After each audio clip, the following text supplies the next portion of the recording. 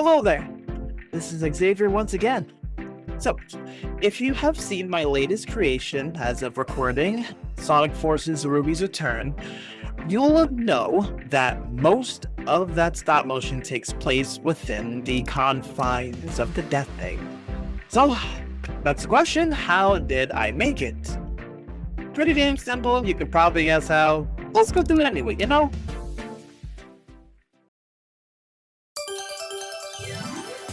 Okay, so now that we're knee deep into a video, this video has been sponsored by...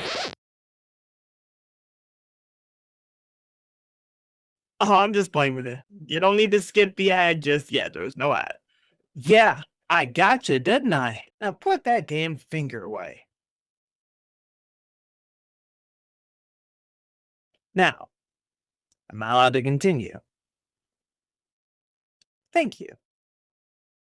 But seriously, when it comes to making anything, first thing you have to figure out is what your inspirations are going to be, and what kind of look do you want to go for. I know I wanted to do something that was simple, something that was simple, I could, make it in a couple of days, and then film, and it would still look good. So I decided on an arena aesthetic. It's because there's going to be a battle that takes place there. And having it all in a circle is not only going to make things easier for me when I'm going to try and get different angles from things, because there's no corners, but it also just makes things look a little bit different from what you'd usually see in something like Mario Sonic Stop Motion Super Show, where a lot of the sets are rectangles.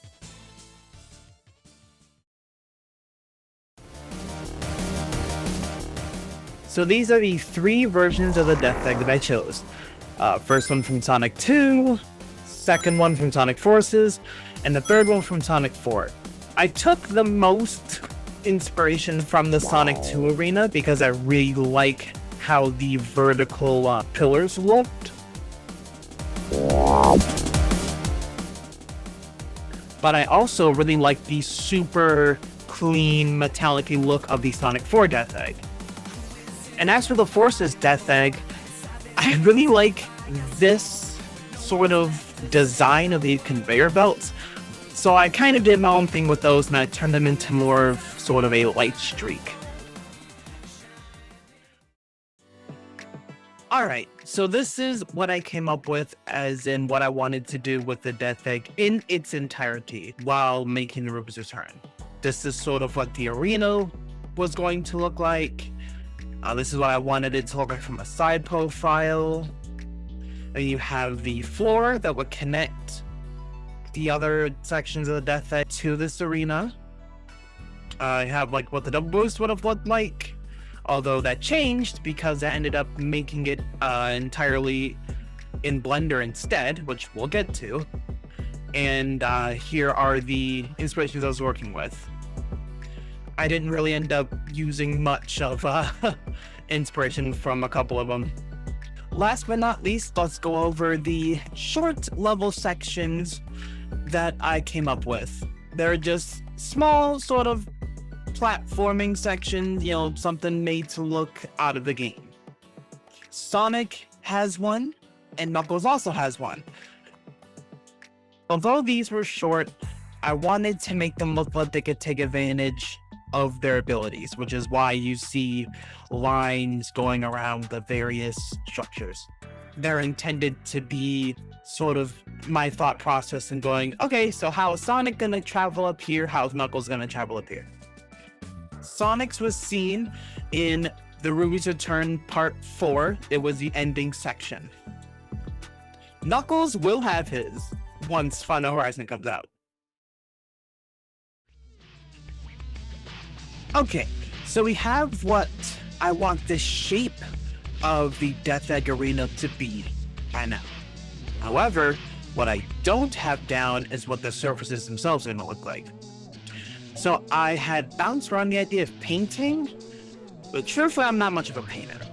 Honestly, this is as good of a painting job as I've ever done. So I figured screw it. I would rather use my Photoshop skills instead. So let me take you through my thought process and what I ended up doing and why.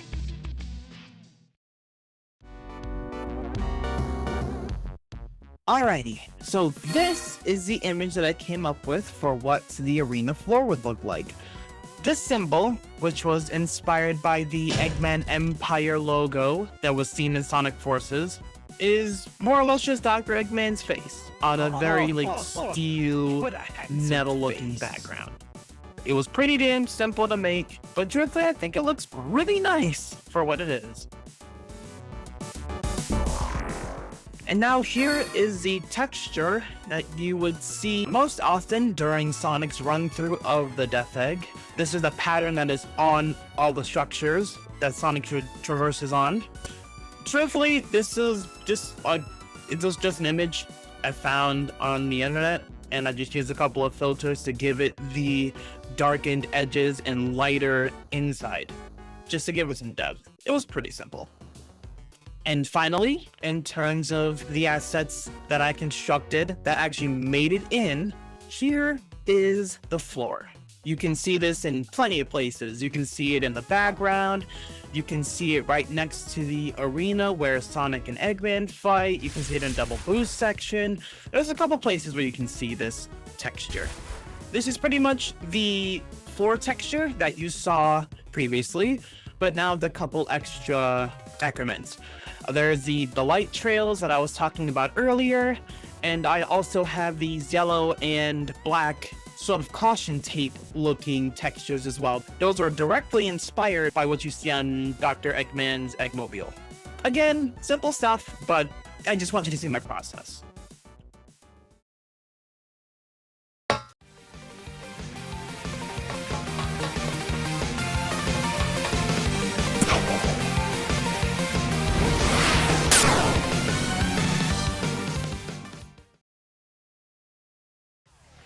Alrighty, so we've covered all of the digital side of this so far, except for one thing, but that'll come later on in the process.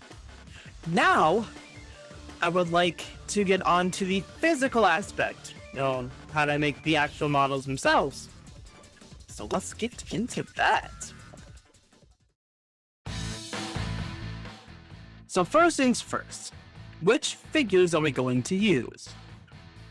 So I could have either used a 2.5-inch Jazz Pacific, a 4-inch Jazz Pacific, or the 3-inch Jazzwares. I decided to go with the 4-inch Jazz Pacific to help differentiate the Ruby's Return again from Mario and Sonic Stop Motion Super Show, which always used the Jazzwares figures.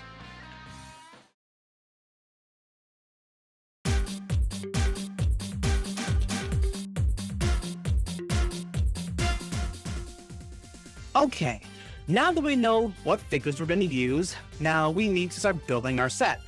So, since I know I want the arena to be a large circle, we're simply just going to make sure, in this picture I already have, we're simply going to make sure that this arena will fit all the figures we need it to. So here I am, taking a white art Sharpie pen, or rather marker, and drawing out the circle. And I may have had a little help along the way. And now I'm gonna cut through the cardboard with a razor knife. This one was an X-Acto knife that I got out of a variety set thing. So this is how the cut ended up looking like. Now I'm gonna need to cut out the pillars and stuff. And this is where I wanted to make sure that I also had the height of the pillars well and good. Cutting out the pillars, then ended up looking like this. In hindsight, I kind of wish that I would have went with maybe a Gundam marker or a Sharpie or something like that and just drew some sections into the pillars, just made it look a little more interesting and not so flat. But that's okay. So next thing to do was to paint everything. And I decided to go with some Rust-Oleum silver because I wanted to make it look like metal. Although I ended up painting the pillars themselves orange instead of metal. And this is the way they came out. You'll have noticed a lot of extra pieces there. Those are actually pieces that I would end up using for the level design, which I'll go through in just a moment. But first, I had a little help with me, you know, my boy Tar. Put all together and painted, this is what the arena ended up looking like. Now, on to the level design. Once I figured out all the shapes that I needed, I just did exactly the same thing as I did with the arena. I drew them on cardboard and I cut them out. So to add the texturing, and this is the same thing with the Eggman emblem on the arena floor, I printed out the textures and everything that I needed with just a normal printer, and I just used glossy paper. So once I cut out all of the pieces that I needed, I assembled them into a test fit. Before I even did the separate pieces, I added depth. And once I put them all together and I used hot glue to stick the glossy paper pieces on all of the level design pieces, this is what everything ended up turning out like. Okay, so this is what I'm thinking right now with this Death Egg set that I'm working on. So you can actually see the scales of the 2.5-inch Sonic pretty damn well, I would say. And that is a result of trying to use the other Jack-specific 2.5-inch sets as references. So anyway, this is what I'm thinking. Run down here, jump, boost, stomp, boost up this 3/4 loop, stomp down here, maybe slide, jump, boost, wall jump to there, stomp, slide, boost, and then jump. Well, not jump, but there'd be a spring right there that would take him to the next section.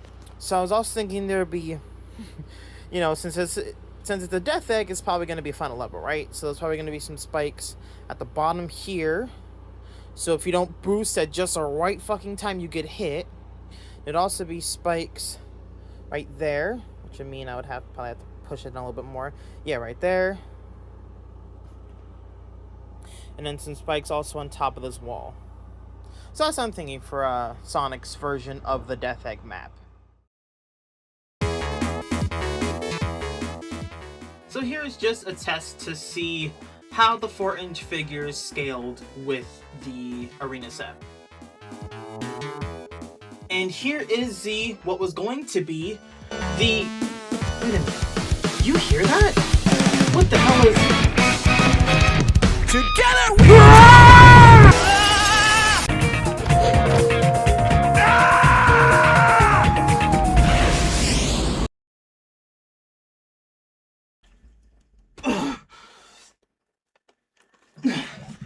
What the... Okay, so I'm not even gonna pretend to know what the hell that was. Come here. Let's get this over with, I guess. The plan was for me to just like keep making pictures of this line and to just like composite them into a big image and just have Sonic and Knuckles run down it. Didn't quite work out that way, but that's okay because I ended up using this line in other places. And truthfully, it looks cool, so I'm probably going to use it as like some kind of diorama set. so this is what I ended up actually doing with the double boost. So here's that floor texture I was talking about. And here is the siding texture I was talking about. If you see this blue thing right here, this is actually the track that the camera goes on so that it can properly maneuver around the level design. And it gave me a very easy way to animate. Speaking of paths, all of these, like you see how this is moving? Like you see this yellow line right here? That is the path that the structure itself winds around. So if you imagine it like sort of a bendy figure, there's a wire in here that this level design wraps itself around. And that is true for over here as well. So if I move this, you see that it like moves like a little oddly, and it doesn't want to like go from this line. That is where that is. So that is the blue line there. And the rest of it is also super simple. This is just a ball There's just a ball in here with the eyes cut out for the for the eyes of the death egg. And the background is just another purple sphere with a space background attached to it. And the bottom is just truthfully an AI photo that I found online. And that is just there just to give us a little bit more background. So you have the winding. Right here will be the start of where the scene. This will be the start of the scene here. And that will be the end as it zooms into the eyes of the death egg. So the reason that this looks different in the stop motion itself is because truthfully the lighting is doing most of the work here. Let me show you. So this is the lighting that it's actually used. It's just mostly red. I gave the top of the floor a bump matte texture, though you'll be able to see that once I show you the animation without all the blurring and the Sonic and Knuckles and stuff.